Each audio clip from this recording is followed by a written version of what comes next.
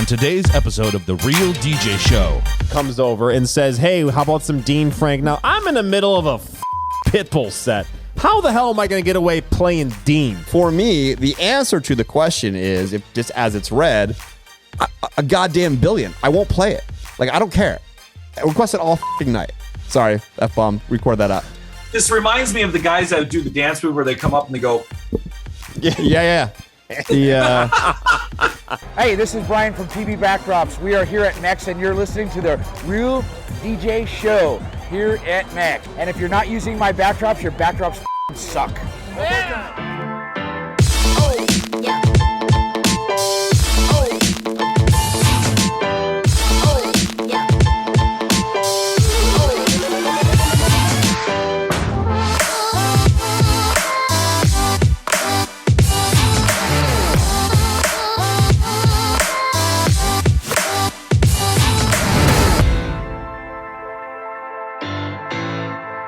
What's up, everybody? Welcome back. Another episode. It's your boy Rich, along with Johnny Roach. Hey guys, and we're Mickey's in the booth. Andre's cleaning our studio and our production area. It's Andre, almost what's May. up? It's almost wedding season. He's got to get to work. He can't be on the show today. Take a break off from the show. He's doing some actual work, but we are continuing. We are continuing to foster the relationships from Vegas. Yeah. Well, look, I've been stoked that our guests for the show in a line have been the Murderers Row from the MEX DJ Takeover and those shows, which, by the way, was the most fun I've had. Do you still remember any of that? Vaguely. I was going through some videos on my phone, and I see Joe Bunn, just all out of sorts and stuff, and you guys were just hanging up in the front row. Yeah, well, I do remember our guest set as being super hot and surprisingly good dance moves for a guy from our demographic. Hell yeah. Just saying. Yeah. What's up? We are going to Green Bay, Wisconsin. Not really, right? Anyone guess What's up? where that came from? Oh, what's up, man? How are you? Hey guys, how's it going today? Good. He's still on. That's good. I'm glad he's still here after whatever the hell that was. We're stoked to have you. As we kind of talked about off camera here before we started, and we have a very short list of people that we wanted as guests. We sent Mickey out to go find for us, and you were on that list because, man, we thought your set was so sick at MEX.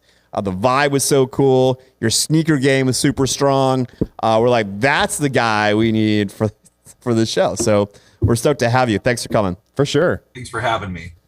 Well, we should shut up and we should ask more. Have Alton kind of get into more about himself. And first thing, I didn't take you as a flute guy. Number one, and number two, thank you for your service in the Army. We appreciate that. But yeah, but Mickey, give us the one thing video so Alton can give us his one thing. let's go. I wake up, flex, thumb down now. Check, no drip, this. Tell him run it up. No sleep, no rest. All right, our friend from Soundfire DJs. We appreciate you being here. Why don't you give us a little bit of the Reader's Digest version of how you got started and what you're doing now? Ironically enough, you mentioned and kind of brought up where my start came from. It actually came from while I was in the Army. When I was in the Army during active duty, I actually started off in the National Guard and then I went active duty, which most people do that the opposite way around. They start active duty and go into the reserves and National Guard. But when I went active duty, every once in a while we got these events that didn't require a band, and they'd send one of us with some pre-recorded music, which by definition is a DJ. Yeah, sure. And the unit found out I had a large music library, so they'd send me. And that's literally how I very first got started. Cool. Now, I didn't take it seriously at first, and then I started to get into it a little bit. But then after I got out of the military, went to work in the corporate world for a while, didn't even think about it. But then while I was doing that, I was like, hey, I want to use my GI Bill. Yeah, so I wanted to go back to school. So I quit work and I went back to school full time. And while I was there, I met another non-traditional student that had a lot of the equipment, and I had a huge karaoke library.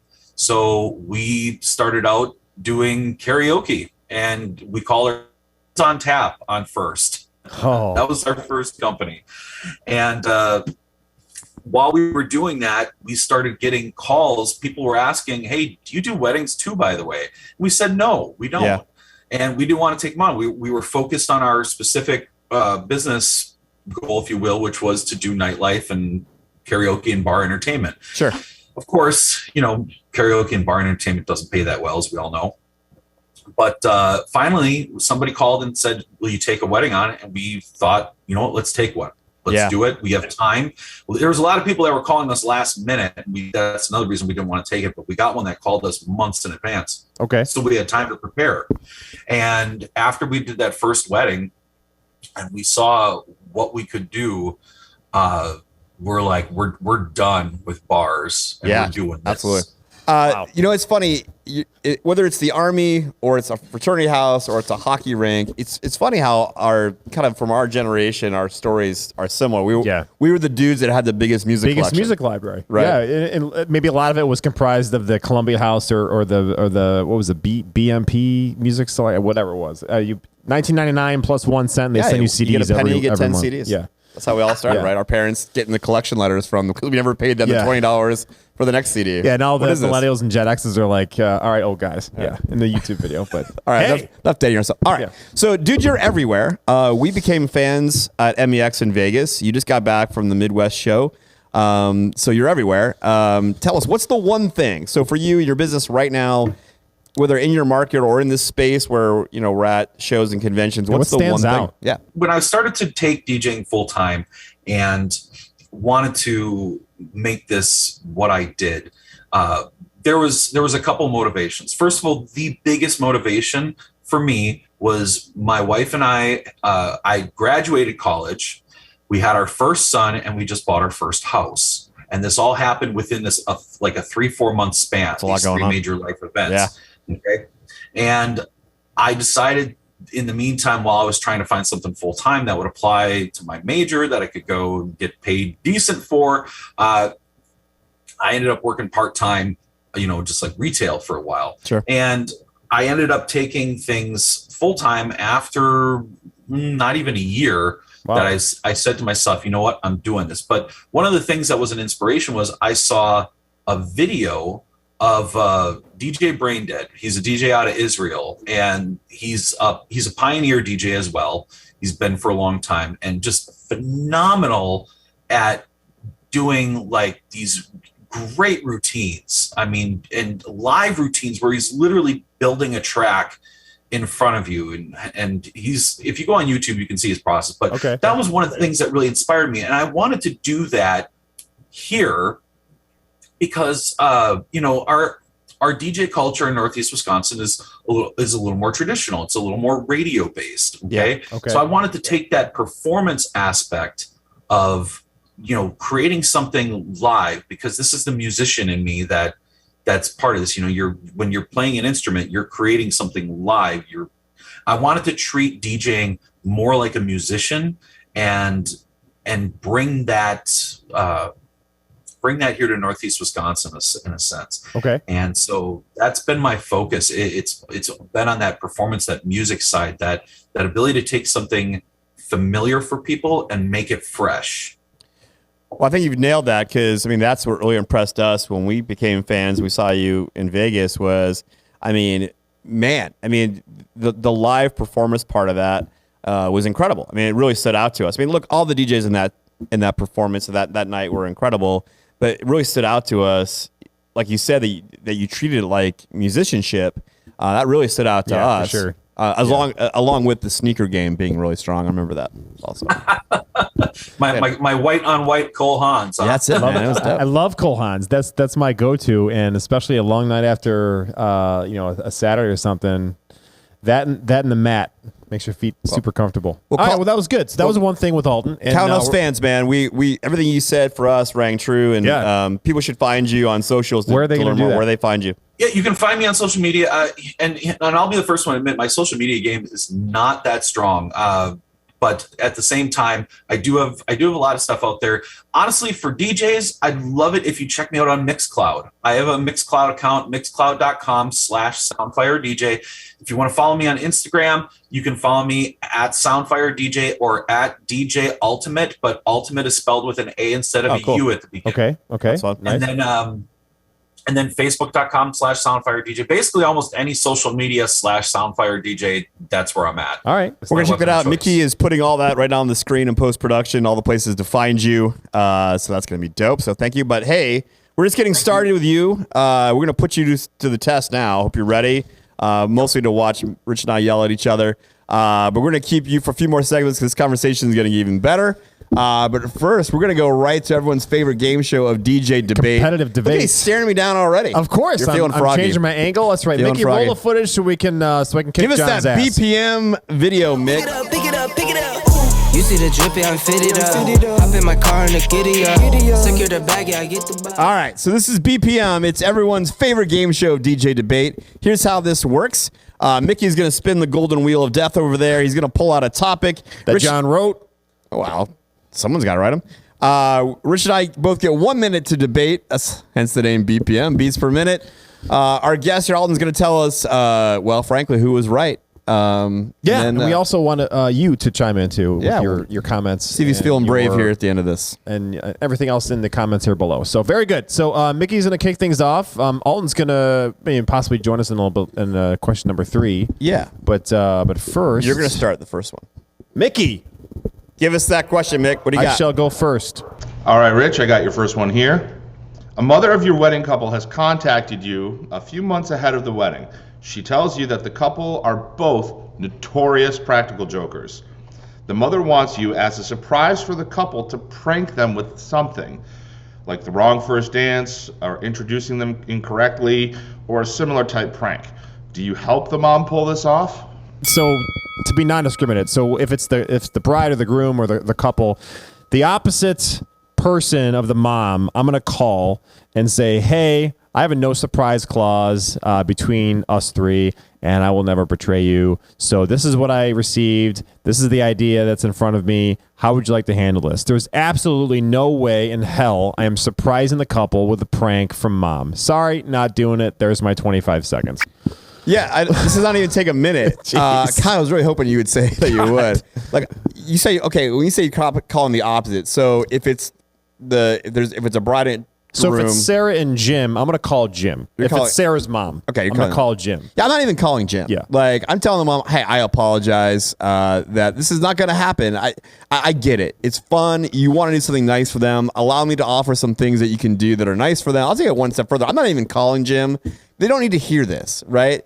They did not hire us with any kind of intention to help the mom prank them. I think there's no possible way this is going to go the way the mom wants. This is terrible. It's terrible. I'll try to, of course, buffer that with her somehow, so I'm not telling her that her idea is yeah. But it's Mom, this is a terrible idea. I still think you got to call Jim just to kind of say, hey, FYI, just in case something helps, because I'm not not even calling my Jim. ass, but I'm not even bothering them. I am. What do you think? Alton, are you agreeing with either one of us, or neither of us, or both? I mean, I tend to agree with you too. I don't think it's with the examples that Mickey gave, you call them a wrong name during their first dance. That's one of the cardinal sins. Right. I feel like for a wedding is to call them by the wrong name. That's the kind of thing that people actually do complain about in reviews. And even though it's a prank, they might be like, well, this is the first time I get to hear our voices being announced for our first dance together. Like, what are you doing? Yeah.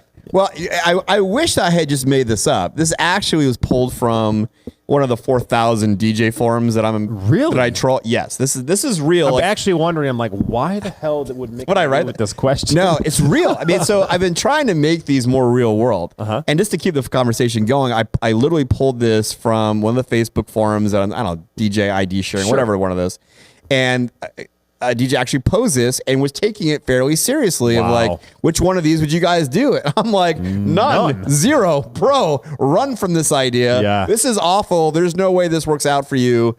Jump on that parachute. But this is real. Huh. There is one thing I think you could do. Okay.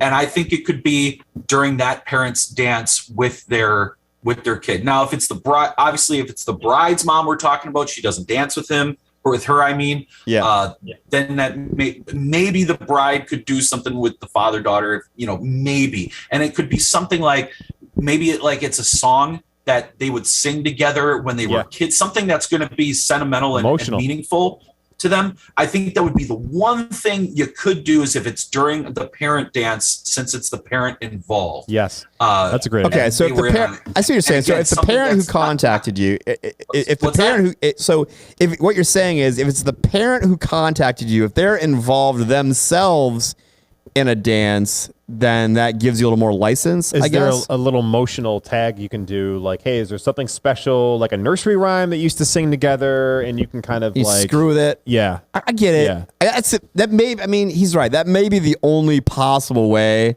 I still think, in general, I'm running from this idea. Yeah, I don't like surprises. For me, I don't like. We don't like No surprises. but For sure. I feel what you're saying though. That's probably the only circumstance you have some license for, is if it's them, the person making this request is involved in a dance, Right? Because then they're doing it, and, Right. But even then, Still. it's like I don't know, man. Like someone saying, "What a piece of DJ who's like pranking somebody Right. on their wedding." Yeah. I'm gonna pass on all that. All right, Johnny's going first. That's BPM round 2. Spin that wheel, Mick. So far, we agreed. That sucks. That was a bad question. My bad. We agreed. Joe would yell at us for that. You're soliciting from a forum. Well, I thought it was a It's good- obviously yeah. someone. Somebody thought it was a All big right, question. what do you got? We got Mick. A new client has asked for all ongoing communication to go through their hired wedding planner. All of it, meaning that all further meetings would be with the planner, not the couple.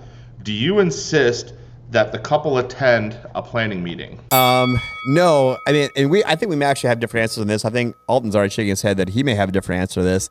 Yeah, I'm probably not insisting they attend a planning meeting. I mean, as long as the communication has happened in the beginning, where we set an expectation that, look, if you're telling me at this point that your planner, you want to be the only form of communication, and I took the event, then I'm playing by their rules. I will probably, stress to the planner again that, hey, look, I'm not a bad guy. I won't take much of their time. I'll work on their schedule if they'd like to have at least one meeting where they chat with me. But I'm not going to insist. If they've hired this person, they've invested, and a good coordinator is not cheap, right? And if they've done that for a reason, purposefully, they have hired this person to coordinate their wedding for them, and they want that communication to happen through them for a reason. I'm not going to be the a-hole that calls them and says, no, I'm not going to do that. I mean, I'm going to play by their rules. I'm going to have to be, of course, diligent in making sure that I'm staying on top of these planning forms and making sure they're giving me what I need to do my job. But if they've insisted and I took the job anyway, I'm not going to not play by their rules. You have a great argument. So if they have a planner of this nature and this whole arrangement, we're a high-end company. It's likely a Lux client that frankly does not have the time or bandwidth to meet with the DJ. Who knows right? what they're doing? But if they're doing that, they've also probably hired you based on your vibe, right? So there's some I don't know, there's some consolation there. But for me, I've got to meet with my clients. I just got to get a vibe. I've got to get just kind of where they're coming from. It doesn't have to be a big meeting. Yeah. But I've really got to see the questions I ask, and I dive in, and I just the emotional connection I get with my clients helps me to be a better performer. It's just me. I don't know. It might be a little bit too high maintenance. Your minute's almost up, and I want to get Alton's opinion on this also, but then I want to jump back on this because I want to know how you approach telling them that you have to do it. Yeah. But Alton, what do you think about this? There's good points on both sides. Like you said at first, the wanting to honor what the couple's wishes are, it's important. At the same time, for me personally, we actually have it in our contract that we require at least 2 meetings with the couple. Okay.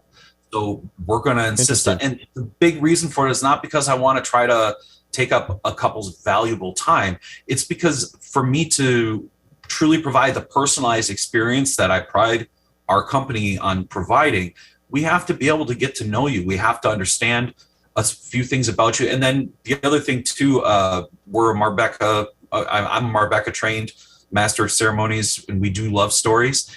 We can't get your love story from the wedding planner. Yeah. Yeah, so I guess a lot of what he's saying is, Personalization. and what I agree too is that this should be handled before you've taken the account, right? Yeah. So if this is a client who said, I only want you to work through this planner, and I take the account, then I can't go back now and say, well, no, I insist on a meeting. And conversely, he's put it in his contract that's going to happen, so maybe this has self-filtered itself out before this even becomes an issue. Yeah. But assuming that we've taken it, so how do you approach that then? I mean, in your opinion, they're saying, hey, I only want you to meet with them. How are you approaching asking for that? Well, I just explained like the connection I have with my clients. I mean, I draw from my music, my performance. But through the planner you're making this pitch to? Yes. Okay. So yes. to the planner you're making. To the planner, I'm making the pitch. And listen, if you're gonna hire me, is that I'm not like the baker or the person who's cooking their steak or whatever, right? This is just an emotional experience that has such a vital role into the outcome of the reception. So I just quick 15-minute call just to kind of get their vibe, their interests. And even with a lot of celebrities, this is huge with celebrity clients. I was watching a podcast earlier where Adam Sandler, called the DJ and had a great conversation with him. So, I mean, I don't think it's out of the ordinary for the celebs or high-maintenance clients to reach out. I don't think it is, but I think this situation exists. I mean, right? That I think that and I bet you in a lot of ways it's perpetuated by the planner. Right, someone who's like, "Hey, you're paying me all this money. Yeah. Let me handle all these things for you. You're crummy DJ. I can handle that for you." The other thing too is you don't know what the planner's telling the client. Right. So there's that filter, and by the time it gets to the reception, and you're actually doing what the client what the planner said might be different from what. I get what both of you guys are saying. I think the client. If we're sticking to the question as it's written, then I'm probably not forcing my hand too much, right? Because if I took this event, then I knew it going into it that I'm either should take it or not based on their wishes of dealing with. Here's another thing to look at too, because for us, we do consultations, so we don't send out the impersonal PDF or go to our website and look at our rates. Right. So why would we backtrack and do personal consultations and then do not personal? Because we have 12 DJs to feed, right? So if a big money wedding is coming in and the pretext to it was, hey, we heard great things about your business. We'd love to work with you. But by the way, but I don't know. The way this is going to work is you're going to deal only with me and not with the client. Even if we're going to have, am I turning it away? I definitely would. Probably not. Especially with a high price client like this, you want to screw that up by not having? No, I'm probably not turning it away. You are wrong. Well, you may not know about it. I may take it anyway. And what is this crazy one? Yeah. All right. But by the way, also, just to add more context, this is also real. I've tried to pull a lot for this episode of BPM from real world people asking these questions. And a DJ was facing this. And it did kind of shock me, the feedback. There was a lot of it because, of course, on those things, every DJ wants to jump in and say, F that client, that's bullshit. I'm going to make them meet with me or I'm giving their money back. Right. It can be everyone's a tough keyboard warrior in that circumstance.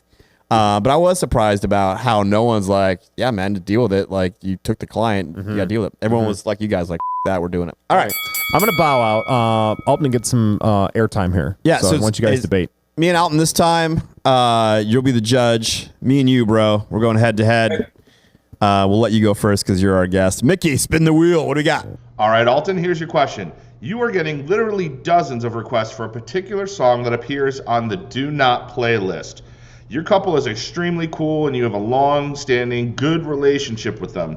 Approximately how many requests for that song will it take before you ask the client about it during the wedding? It's tough. So I've had this happen actually myself. To keep it, so I had a bride whose name was Stacy, and you can already know where here we go. Yep. And the song was Stacy's mom. So here's the thing. Because of our planning process, she had already put this song in her do not playlist. And of course, when I see songs in a do not playlist, I'll usually just ask, unless it's something really obvious like the chicken dance or something cheesy like that, I'll ask, hey, why is this song on the do not playlist? Or what is it about this song that you don't want? Yeah. And of course, Stacy's mom, it kind of was obvious, but I said to her, hey, if your guests are really wanting, like I get a lot of requests for this song and this is going to make the night. And you know what? I'm sure that this is even going to make your mom feel like kind of like a queen for the night. Sure. If all of a sudden she's got a song that's about her, Stacy's mom has got it going on, if I get enough requests for this, can I play it? And this is kind of one of the reasons why I invented a list called play only if requested. Yeah. Instead of just having to do not play. That way we can eliminate that conversation. And she took it off the do not play and put it to the play only if requested. But I would say, to answer the question directly, I would say if I got over 5, if I got over 5 requests for the same song, because once you get to 3 or 4, you're like, okay, there's something going on here. Yeah. Agreed. I would say once I got to 5, I would break it to the couple. I'd say, hey, I don't know what's going on here. I just want to bring it up to you guys. You got like 5 requests. Is this something that you felt somebody would, and just have that quick conversation. But honestly, that's why having the conversation before the wedding. Exactly. That's a great point. I think helps. So I'm going to agree with much of what you've said. My final answer is going to be different. But I agree with everything you said, but some context I think appropriate. When we have we do a couple planning meetings with a client. One's going to be with just our customer guru who sits over there and handles getting people kicked off on their planning.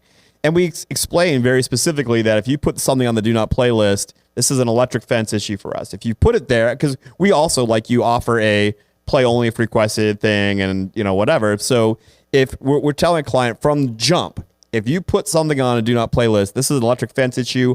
I don't want you having to deal with it at your event. If you put it here, it's not going to happen. I will take every sling and arrow for you. So for me, the answer to the question is, if just as it's read, a goddamn billion. I won't play it. Like, I don't care. I request it all fucking night. Sorry, F-bomb. Record that up. You can request as many goddamn times as you want. I'm not going to play it because like, as to your point, we've had those conversations in advance. Me on a meeting one-on-one with them. They've also met with our planning guru who said, if you put it here, it's not going to happen. I can't then, in good conscience to what we've already promised them, go and bug them during the night like, hey, so I've got a bunch of requests for it. Yeah, I already told you. I don't care how many people requested it. If you don't do it, the guests are going to do that. And then, they're going to come after the couple different times. I've been contracted. Look, I'll take the slings there. I will do everything I can. If someone comes in and requests something for me, I'm not going to sell out and say, sorry, they said not to play. I'll be like, yeah, I'm not sure if I got it. Is there anything else I can play for you? I don't want you to walk away thinking I'm not hearing you. I get it. Let me see what I can do. Those kind of things. But the answer is a goddamn million. I don't care how many times they requested it or bribe me. Because if it remains on the do not play list, I feel confident we have explained this at least twice. That if you put it here, you're telling me by contract, you do not want me to play this song. Whether I'm getting bribed or electrocuted or whatever the f***. So the answer is a million times. I'm not playing. The client's not thinking contracts in black and white at that point. They're just thinking like, I really don't want to hear this at my wedding, right? But we're also contracted to have guest enjoyment, right? So if 4 or 5 or 10 people are coming up, or 20, and the whole room wants some whatever. There's a million songs. They'll forget. But they're going to come up to the couple and bug them anyways. They won't, the DJ won't play this. I don't know. There's a million songs. I agree they'll with forget. Alton. I agree with Alton largely. John, you have some great points. But I'm telling you though, but that can all that could be true. But I'm not going to face that client saying, what the f***? You told me if I put it here, you're not going to bug me, you're not going to play it. And now you're bugging me and wanting to play it. See, that what is happening? I agree with Johnny too, as well, as far as the taking the hit for it, where you say, oh, I don't have it, or I'll see if I can get to it. You being the bad guy. Yeah. I agree with that 100%. You want to keep the heat off the couple. Yeah. So for sure. I like that point a lot. But what's going to pan out, and this happened with Danielle in February, the day before we left for Vegas. I had a wedding, and she's like, no old school Italian stuff. Big old Italian wedding. I'm Good like, luck how is old school not Italian not being requested? And we had this conversation beforehand, right? His last name is Shortino, for Christ's sake. So she's like, yep, not interested. And then Uncle Vinny comes over, and cousin Sal, and all the other vowels in her party comes over and says, hey, how about some Dean Frank? Now, I'm in the middle of a Pitbull set. How the hell am I going to get away playing Dean? Just not going to happen. You are Italian. I am. That's why I'm raising my voice. And use your very hands. good. So anyways, so what happened?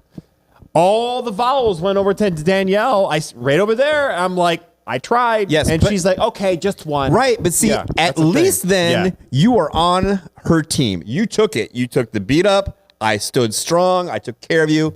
Okay, of course you're going to go bug her, but at the very least, You and her are still on the team. So I guess what I'm saying is, I'm on the team. Bother the couple once versus all of them coming over and bothering. But I didn't 5, go. 6 If I go bug her, I hear what you're saying. Then she's like, "Didn't we already talk about this? Yeah. Like, how many times did we talk about this?" If Uncle Sal goes by there, she goes, "Yeah, hey, thanks for staying strong. Yeah. I appreciate you looking out for me. We'll play one song, get it." And I'd rather have that than the other one. There you go. Anyway, all right. Mickey, have fun scoring that. I easily fucking won that episode. But we had great guests for that. I'll keep you on for one more segment, if that's cool. We've got Setup Wars, which is going to be awesome because I can't wait to hear what you have to say about some stuff. Mickey, give me that Setup Wars video. Let's do it.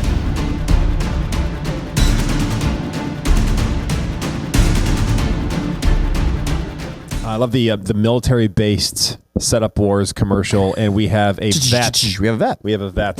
Anytime we have a vet, it's a good There you deal. go. All right. So Hoorah. if you haven't seen Setup Wars before, we love Setup Wars. Yeah. Bravely, our brother and sister DJs out there have either donated or Mickey went and stole them.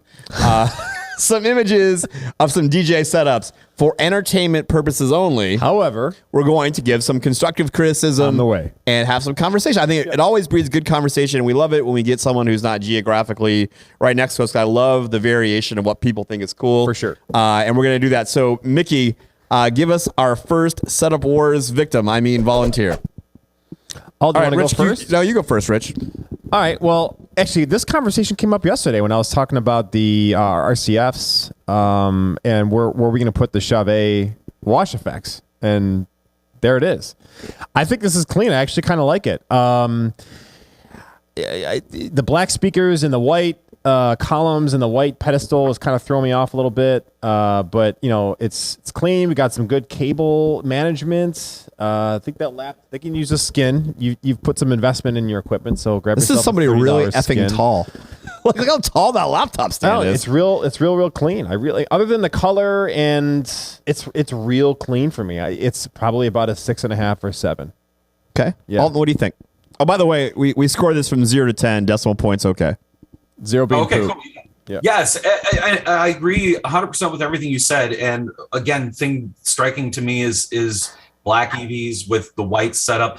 You know, who knows why that might be? Maybe there was just the white EVs weren't available yet. If this was one of the first people to buy EVs, those Evolve 50s. Again, you have very clean setup. You know, I'm not sure what's up with the letterboard in front of the DJ setup. And so I won't judge because that could be something letters that are for the couple, if you will. But the only thing that I did find weird, and a good friend of mine has these clamps that allow you to clamp the Wash Effects 2s on top of the EVs. Yeah. And he does the exact same thing. I just think it looks like something alien. It looks like an alien space kind of thing. Yeah. And I told him that too. But yeah, it's just a weird it's a weird look for me with those. So, but again, you know, to keep it minimalist, you know, where else do you clamp them? Clamp them on the side of the thing. Do you like that look better than like a bar or something? Because where else are you going to put a wash? And I guess if you put something behind the DJ, it kind of throws the whole vibe off, right? I like, in this situation, my preference is a bar going down alongside the truss. That's my preference. Got it. I feel you. And now, look, Alton has been a great guest, and I love his DJ talent. And I really enjoyed his set when I saw him, but I've disagreed with him on everything today. I hate the idea of a bar going down the middle. I think that as kind of, like you said, it kind of looks like E.T. Remember the movie E.T.? That's what the head of that wash effect looks like on top of those EVs. It does look like E.T., but I still think I'd prefer that to something screwing up the minimalistic aesthetic of having nothing behind the DJ. I think, look, especially in this case No, I wasn't saying a bar down the middle. I'm saying alongside the truss totem. Oh, okay. That's better. All right. On the side of the truss totem. I'm down. All right. Then we're cool. We're good. I thought you were talking about like some kind of tripod-y bar kind of the middle because no gig bars. My man. All right. Very good. Like, because especially in this particular venue, that shiplap wall behind them, I think is obviously is a cool feature. Why someone probably picked this aesthetic. The venue has their own monogram. I think is that what that is? It looks like a projected monogram of the venue, which I think is a little bit, I don't know. One of this is like a little pushy show or something. And maybe it's a bridal show. That's a good point. Maybe it's a bridal show. I'm praying to every god that we may or may not believe in that those letters don't spell out the initials of that DJ company. Yeah. Right? Like it's something sound. Please God, hope it's not that, because that would be terrible. But other than that, like, it's hard to complain about the setup. It really is good. Look, we have the white versus black argument every time we do this. Episode. And so I think the easy answer is just make it all black and you win. It's the mix of it that I think is where people get sideways. But it's splitting hairs. It's great. For me, this is a 7.5. It's really good. It's obviously really good. All right. Yeah, Very good. I would say 7.5 too. Oh, see, look, we agree. I take it all back. You're my guy. All right. Mickey, what you got? Number 2. All right, I'm the one that hasn't gone first yet. So first of all, God bless this poor DJ who has to work in a venue that has that freaking carpet. I'm hypnotized by it already. I'm like I haven't seen an air wall. I can't even years. focus. Yeah, Not seen an air wall in years. yeah. This is like in Reno, Nevada, or something. The home of terrible carpet. That's brutal.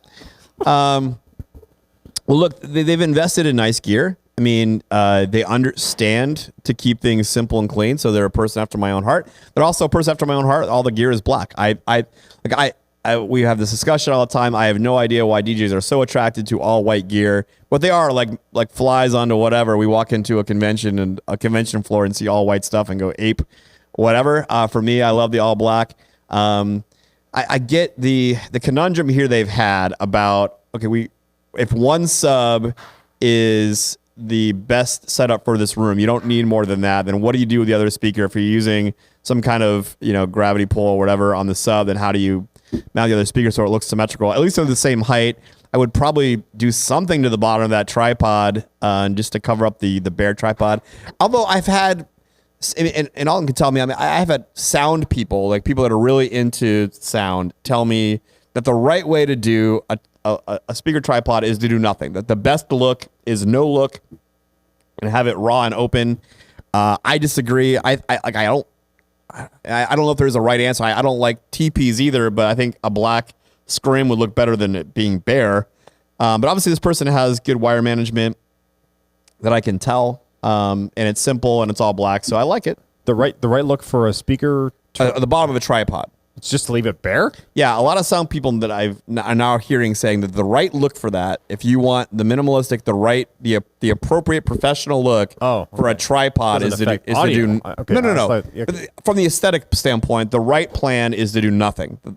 I don't know if I can agree with that, but what do you think? Subscribe to that. It just looks awkward. It looks like,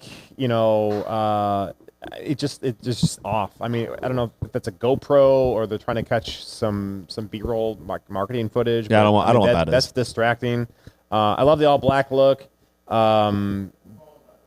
It's a phone? No, it's a phone. Yeah, I mean that's got to get on iPhone. It just there's no benefit. The benefit of you getting the footage versus the distraction that is. Maybe it's a client thing. Some benefit of the doubt. Who knows? I'm still moving it. Okay. when the lights get down low, they did take a picture of it, so I guess they're advertising it in some level. Yeah, I mean, I just get it. You got to find something to either buy another sub and leave it off if it's overkill, or it's wearing a white high top and a black high top on stage at MEX. You're not going to do it. Did somebody do that? Right? No. But you had the high top conversation before. I don't know. So it wear is both weird. matching shoes. It's a tough conversation of what do you do with the other speaker. Alton, what do you think about this? So I'm going to offer a differing point of view in one respect, okay? And that is sound. So, we like symmetrical looks. We like to have things looking the same on both sides.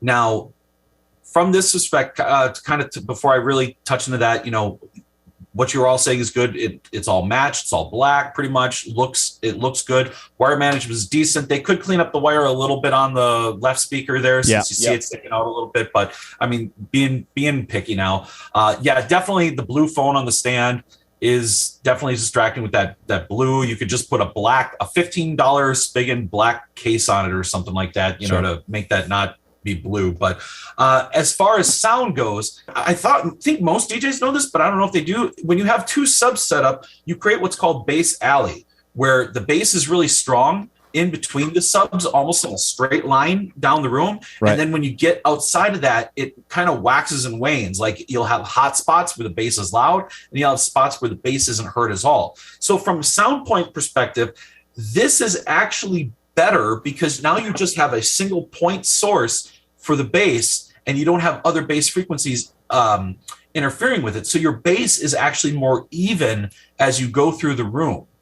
So that's a great point. Let me ask you a question. So would it behoove this person to get rid of the pole stand on a sub, and I don't know if it's got wheels on it, or put the sub behind them or off, and just keep it 2 stands and then put the sub behind them? You can still get what you're trying to achieve since subwoofers are non-directional. Yeah, I mean, you could do, if you wanted to have your look be perfectly symmetrical, you could do that.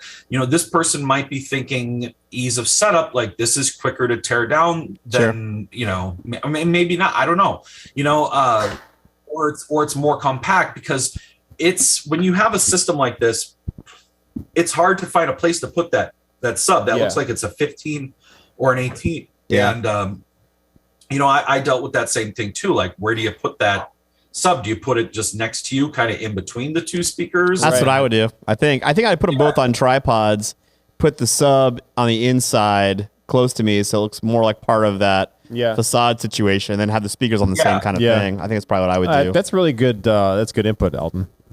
Yeah. Yeah. All right. We should have you debate Mickey. Yeah, next time. Can we bring Alton back, and then you guys just nerd go out at it? That'd be great. I'll be all about that. I'd buy tickets to that. Dude, so if you thought a wash effect was bad on top of an EV, how about an entire gig bar on top of the EV? I don't know if people know this, but EV says that if you do this, you void the warranty on your speakers. You're voiding the warranty on your reputation as a DJ. That's a disaster. All right. This reminds me of the guys that do the dance move where they come up and they go. Yeah. I can't even talk. It's so bad. All right. Well, first of all, it's one of those new facades that the photo booth backdrop people are putting out, kind of that stretch fabric-y thing around a frame. There was tons of that at MEX. Yeah. Our friend, what's his name? Rob from Backdrops or whatever. Yeah. That guy, I love that guy. He's crazy. Brian. Yeah, Brian. I like that guy. He's nuts. But they had all kinds of these things. I couldn't get myself to like it. I mean, even if it was all black, I'm like, okay, I see the value of that. It breaks down. It's small. You get it there in a bag. I mean, it's easier than other kinds of facades and stuff. I get that. But that thing is atrocious. I mean, it's like less is more always. From a sound standpoint, I mean, look, you have some room. Spread those things out a little bit. I mean, it's going to sound like garbage. They're so close. And, dude, the first of all, if your speakers are that close, this can't be that big a room. I think 1 gig bar would be plenty. I think 0 gig bars is plenty. But probably 1 would have been plenty. 2, it's just it's ridiculous. On top of those EVs, it looks so crazy. It's bad. This is bad on a variety of levels. Now, look, okay. It's mostly my personal opinion, though.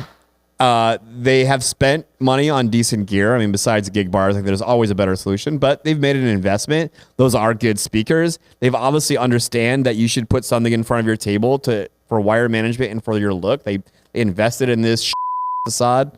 Sorry if this is somebody I know.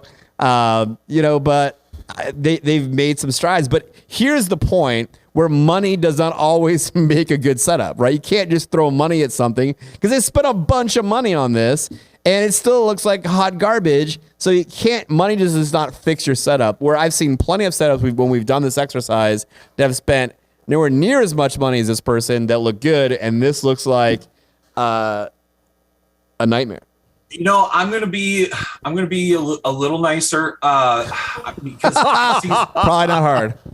I see stuff way worse than this. Sure, and that's not to say that this is terrible. Here's the one thing I will say is that with the white drapery and the plants in the corner, his facade almost kind of ties the room together in a sense. I'm not sure it's a good thing, but you may be right. It's not. I mean, this looks like very much golf, like medium tier golf club kind of a venue in a sense, you know what I mean? I wonder if the club provided the facade. That's interesting that you mentioned that with the greenery and the drapes. Maybe they bought it for this, or maybe it's the club's facade. Interesting. Come in and use that. What I do want to agree with you big time, though, is having your speakers so close together. Again, like we just said a minute ago with the other setup, when you have subs like this, the subs are going to create a bass hotspot in between them, and you should at least have your subs in my opinion, the width of the dance floor if you're going to use 2 of them. So having them so close to your DJ setup like this tells me that you likely didn't bring long enough cables, and that's why you got it so close. Right. Because you want to be able to set it up the same way every time. Also, again, I agree 100%. Don't mount lights on the EVs like this. Again, if something happens to your tops and EV can tell somehow that you've been mounting stuff to the top, like you leave that pole. They make what that is on top is a little thing that screws into the top of the EV that's got a little like pole adapter on the top. Yeah. And that's how they're doing it. Wow. And yeah, if EV gets that you've done that, then they're not going to touch it. They're not going to fix it because it's not meant to hold that weight and bear that. And even the one on the right looks like it's already cockeyed. Yeah, a little bit. Yeah, which is going to be putting pressure on and weight on the rest of that. It's not designed to handle. Alton, is that spread it out?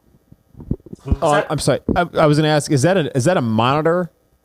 You're closer to the screen than I am. So that's a Bose S1 Pro that they've got there too. That's another thing that's making me kind of laugh a little bit because if you have your speakers that close to you, what the heck do you need? Why do you need a monitor? Why do you need a monitor that is that far that and close to everything your else is white. I mean, and you got the black monitor.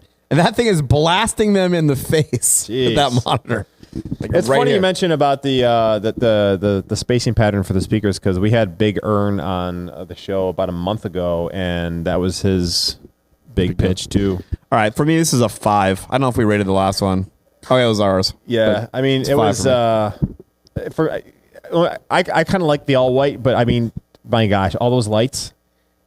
God, really? So many lights. It's like one of those hats that came out of Africa with all these like bananas and fruit and stuff on this little tiny person. Get 2 lights. You need 2 lights. What do you need? The mask when he's wearing that hat, that wide brim hat with the little tassels hanging down. Yeah. I think. Right. Yeah. All right. All right. Well, that was Setup Wars. Our man, Thanks, Alton, thank Alton. you so much, man. It was a pleasure hanging out with you today. Definitely gonna have you back. Definitely gonna have you I'd back love to come back sometime. Thank you so much for having me. I appreciate it. for sure. I think you may have sold some tickets for Midwest too, because I think now we got to think about definitely that. enticed. Do you have an in on speakers? Not speakers, but presenters. So yeah, they announced their first presenter for next year, and I'm blanking on the guy's name right now, but he's on TikTok. And so if you've seen that DJ on TikTok that is mashing up hip hop songs with country songs right now, they've got him as their first announced presenter. That guy's a good friend of Joe. I forget his name. Steve something? I forget his name. All right, man. You're the best. It's good talking Appreciate with you. Have a good rest of your day and great wedding season. We'll talk to you soon. Thank you, guys. All right, Alton. Cool. All right, that was the Real DJ Show. It was nice. A good episode. That was good. Yeah, a lot of debate going back and forth for sure. That was good. We didn't always agree on this one. No, All right, nice. we're out. All right, see you next time. Peace. All right, that's it for us. Another episode of The Real DJ Show is in the books. We want you along every time, so make sure you like this video, subscribe to our channel, and ring the little bell so you get notifications of all of our new content. We know you're DJs and have a lot to say, so jump in the comment section to join the debate. If you have content suggestions or you want your DJ company featured on The One Thing, email us at therealdjshow@rochesterdj.com. Lastly, if you're sick enough that you want to take the audio of this with you wherever you go, you can find the audio everywhere quality podcasts are found. All right, that's it for us. Show's over, bitches.